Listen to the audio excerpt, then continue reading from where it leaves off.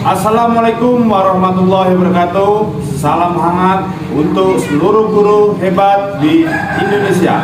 Saya Herman Susilo, Kepala Sekolah SD 01 Lebong, Desa Lokasari, Kecamatan Lebong Utara, Kabupaten Lebong, Provinsi Bengkulu. SDN 01 Lebong merupakan sekolah penggerak Angkatan 3 di Kabupaten Lebong.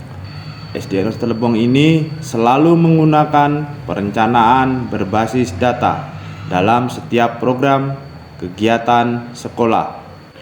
Seperti murid yang memiliki rapot evaluasi belajar, sekolah juga mempunyai hasil evaluasi kualitas secara menyeluruh yang dinamakan rapot pendidikan. Rapot pendidikan dinilai berdasarkan 6 pilar utama. Pada tahun 2023, hasil rapot pendidikan SDN 01 Lebong menunjukkan bahwa kemampuan numerasi murid dan kualitas pembelajaran mendapatkan nilai sedang, sehingga perlu membenahi program kegiatan sekolah. Terdapat 3 langkah sederhana dalam proses perencanaan berbasis data, yaitu identifikasi, refleksi, dan benahi. Dalam kegiatan identifikasi ini, salah satu yang saya lakukan adalah berdiskusi dengan guru kelas untuk mengetahui capaian pembelajaran di kelas. Dalam pandangan Pak Asri secara umum ini, kira-kira kenapa yang bisa menyebabkan ini? Belum nanti kita diskusi sama lain, dan dulu dan supaya ada kira-kira apa yang menurut Pak Asri kendala yang bisa menyebabkan ini? Saya sudah lihat juga di raport pendidikan yang 2023 itu ada 2 yang kurang efektif di raport pendidikan kita. Yang masalah pertama itu tentang numerasinya. Di dalam pembelajaran itu untuk penerapan numerasi memang kurang karena anak-anak masih sulit untuk menerima yang di domain dan aljabar seperti itu. Padahal untuk numerasi itu tidak hanya di pelajaran matematika, di pelajaran lain seharusnya bisa diterapkan seperti itu. Dan kualitas pembelajarannya juga masih kurang. Seperti yang kita ketahui, di era informasi seperti sekarang ini, data telah menjadi aset berharga bagi berbagai stakeholder, termasuk pendidikan. Sekolah sebagai institusi pendidikan memiliki sejumlah besar data yang dapat dimanfaatkan untuk meningkatkan kualitas pendidikan.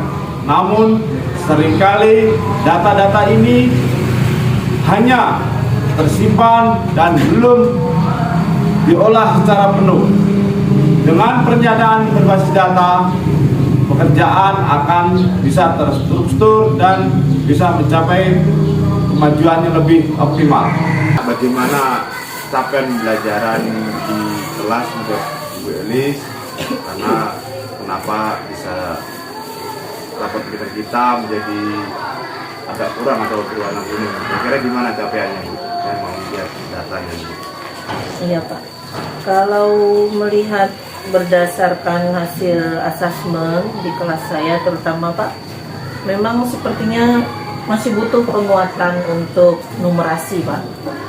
Perencanaan berbasis data bertujuan untuk memberikan perbaikan pembelajaran anggaran serta pembenahan sistem pengelolaan satuan pendidikan yang efektif, akuntabel, dan konkret.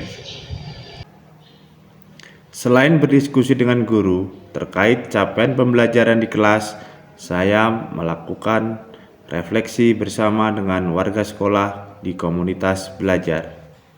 Jadi di sini ada warnanya, Ibu bisa lihat, ada yang hijau, tulisannya baik, dan ada yang kuning, tulisannya sedang. Jadi nanti kita akan membedah yang berwarna kuning atau oranye. Jadi kita di sini dalam praktik perencanaan berbasis data, semua pihak di sekolah memiliki peran yang penting. Saya, sebagai kepala sekolah, berperan dalam menginisiasi, mendukung, dan memantau pelaksanaan perencanaan berbasis data.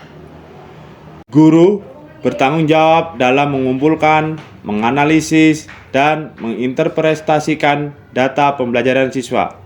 Siswa terlibat dalam proses refleksi dan memberikan masukan untuk perbaikan. Orang tua dilibatkan dalam diskusi terkait kemajuan belajar anak dan memberikan dukungan, serta komite sekolah berperan dalam memberikan masukan dan dukungan kebijakan.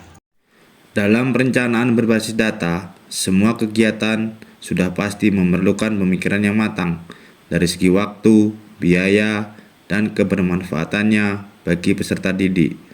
Sehingga penting bagi kita mengelola rencana kegiatan yang disesuaikan dengan anggaran sekolah yang dimiliki sekolah seperti dana BOS. Terkait rancangan kegiatan di Arkas, tentu saja saya selalu mendiskusikannya dengan Bendara BOS sebagai pengelola anggaran sekolah, serta Dewan Guru dan juga komite sekolah. Dari guru-guru itu semoga nanti bisa meningkatkan numerasi, literasi, dan kualitas pendidikan kita.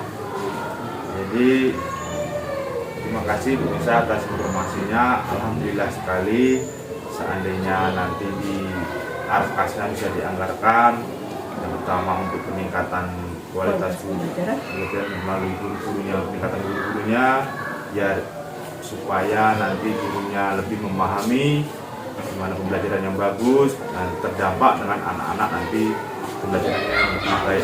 Penerapan perencanaan berbasis data di sekolah tentu tidak lepas dari tantangan. Beberapa tantangan yang umum dihadapi antara lain keterbatasan sumber daya, kurangnya kompetensi, hambatan budaya, dan kualitas data. Untuk mengatasi tantangan tersebut, sekolah telah melakukan beberapa langkah. Di antaranya adalah pelatihan, pengembangan sistem, kerjasama, dan komunikasi. Suasana belajar di kelas terasa berbeda. Dulu saya sering mengantuk, apalagi kalau jam terakhir. Saya merasa bosan di kelas, tapi sekarang saya lebih semangat belajarnya karena guru mengajar sambil bermain, ada nontonnya, belajar di luar kelas, belajar lab komputer. Pokoknya jadi lebih asik deh. Dulu belajar numerasi terasa sulit bagi saya, tapi sekarang belajar numerasi jadi lebih menyenangkan. Saya lebih mudah memahaminya. Ternyata numerasi itu ada di banyak pelajaran, tidak hanya di matematika saja. Numerasi ada di pelajaran olahraga, seni, bahasa Indonesia, IPAS, bahkan pelajaran agama juga ada numerasinya.